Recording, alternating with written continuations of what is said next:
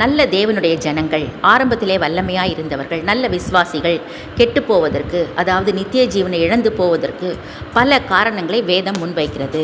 யூதா தன்னுடைய நிருபத்திலே 11ஆம் வசனத்திலே காயினுடைய வழியில் நடந்து பிழையாம் கூலிக்காக செய்த வஞ்சகத்திலே விரைந்தோடி கோரா எதிர்த்து பேசின பாவத்திற்குள்ளாகி கெட்டுப்போனார்கள் என்று எழுதுகிறார். காயினை பெற்றெடுக்கும் பொழுது ஏவாள் கர்த்தரால் ஒரு மனுஷனை பெற்றேன் என்று சொன்னாள். பிறக்கும்போது நன்றாக பிறந்த காயின் சகோதர பகையினாலே கெட்டுப்போனான். நல்ல தீர்க்கதரிசியாய் இருந்து தேவனோடு இடைப்பட்டு கொண்டிருந்த பிலேயாம் பொருளாசை நிமித்தம் கெட்டுப்போனான்.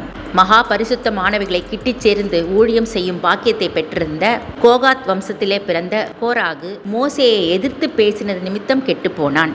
இவர்கள் ஆரம்பத்திலே வல்லமையாய் இருந்தார்கள், ஆனாலும் கெட்டுப்போனார்கள்.